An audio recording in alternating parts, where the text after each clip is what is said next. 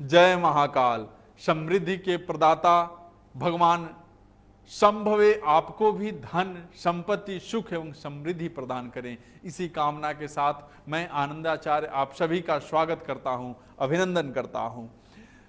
दर्शकों, आज के इस कार्यक्रम में मैं बात करने वाला हूं चंद्रदेव की। जी हां, मैं आज चंद्रमा की बात करने वाला हूं। मैं आप सभी को बताने वाला हूं कि मानव जीवन में चंद्रमा का क्या महत्व है, व्यक्ति के जीवन पर चंद्रमा का क्या प्रभाव पड़ता है, चंद्रमा का मंत्र, जड़ और रत्न क्या है। दर्शकों, चंद्रमा का वैदिक ही नहीं अपितु खगोलीय और पौराणिक महत्व भी है।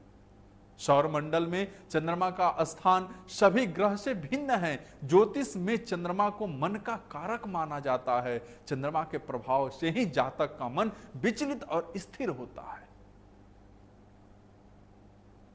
दर्शकों, खगोलीय दृष्टि से भी चंद्रमा का काफी महत्व है। समुद्र में ज्वार आने से लेकर ग्रहण लगने तक में चंद्रमा का योगदान होता है। सूर्य के बाद आसमान में सबसे अधिक चमकदार ग्रह चंद्रमा ही है। चंद्रमा की कक्षीय दूरी पृथ्वी के व्यास का 30 गुना है। इसलिए आसमान में सूर्य और चंद्रमा का आकार हमेशा समान नजर आता है। दर्शकों, जैसे कि मैंने आप सभी को बताया कि चंद्रमा 9 ग्रहों के क्रम में सूर्य के बाद दूसरा ग्रह है। यह मन, माता, मानसिक स्थिति, मनोबल, द्रव्य वस्तुओं, सुख एवं शांति तथा धन एवं पति के साथ साथ बाईं आंख और छाती आदि का कारक ग्रह होता है। चंद्रमा राशियों से कर्क राशि का स्वामी है। नक्षत्रों में यह रोहिणी, हस्त और श्रवण नक्षत्र का स्वामी है। सभी ग्रहों में चंद्रमा की गति सबसे तेज होती है। चंद्रमा के गोचर की अवधि सबसे कम होती है। यह लगभग 2.25 दिनों में एक राशि से दूसरे राशि में गोचर कर जाता है। चंद्रमा की महादशा 10 वर्ष तक चलती है। इसलिए देखे होंगे कि कभी कभी मन बड़ा विचलित रहता है, 1-2 दिन तक फिर ठीक हो जाता है। यह चंद्रमा के कारण ही होता है। दर्शकों, वैदिक ज्योतिष शास्त्र में राशिफल को ज्ञात करने के लिए व्यक्ति की चंद्रमा राशि ही गणना की जाती है, क्योंकि यह सबसे प्रभावशाली माना जाता है। चंद्र राशि की गणना जातक के जन्म के समय चंद्रमा जिस राशि में स्थित होता है वह जातक की चंद्र राशि कहलाती है। ज्योतिष में चंद्र को स्त्री ग्रह माना गया है। ज्योतिष शास्त्र के अनुसार जिस जातक की कुंडली के लग्न भाव में चंद्रमा विराजमान होते हैं वह जातक बहुत सुंदर होता है, आकर्षक होता है। जातक साहसी और धैर्यवान होता है, स्वभाव शांत होता है। चंद्रमा के प्रभाव के कारण जातक अपने जीवन में सिद्धांतों को अधिक महत्व देता है। सिद्धांतवादी होने से वह समाज में भी पूजनीय होता है, समाज में भी सराहनीय होता है। जातक थोड़ा घुमक्कड़ जरूर लेकिन हो जाता है। यहां पर दर्शकों, लग्न भाव में बैठा चंद्रमा जातक को काल्पनिक तौर पर प्रबल बनाता है।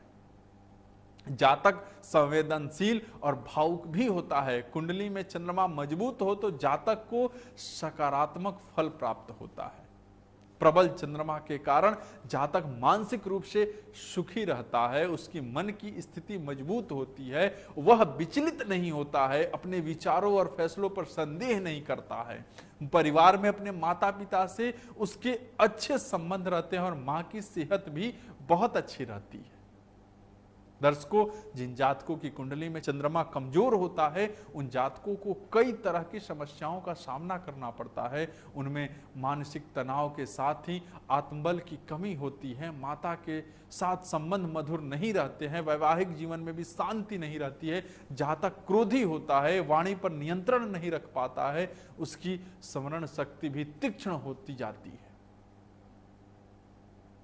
उसकी स्मरण शक्ति भी क्षीण हो जाती है। दर्शकों, ज्योतिष और खगोलीय ही नहीं, चंद्रमा का पौराणिक महत्व भी है।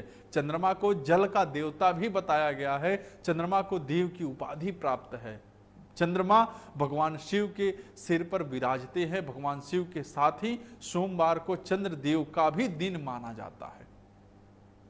धर्म शास्त्रों की बात करें तो इसमें भगवान शिव शंकर को चंद्रमा का स्वामी माना जाता है। सनातन धर्म ग्रंथ श्रीमद् भागवत गीता में चंद्रदेव को महर्षि अत्रि और अनसुईया के पुत्र के रूप में उल्लेखित किया गया है।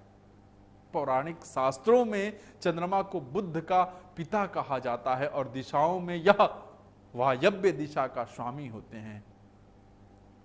दर्शकों, चंद्रमा की जड़ जो है खीरनी है, इनका रत्न मोती होता है और रंग सफेद यानी उजला है। यदि उपाय की बात की जाए तो जातक की कुंडली में चंद्रमा अगर कमजोर या कम प्रभावी है तो उस जातक को उपाय के रूप में भगवान शिव की खूब आराधना करनी चाहिए, खूब पूजन करनी चाहिए, उनकी साधना करनी चाहिए। ऐसा करने वाले जातक को चंद्रदेव का आशीर्वाद प्राप्त होता है। आज के लिए बस इतना ही। यह वीडियो कैसा लगा जरूर बताइए। जय महाकाल।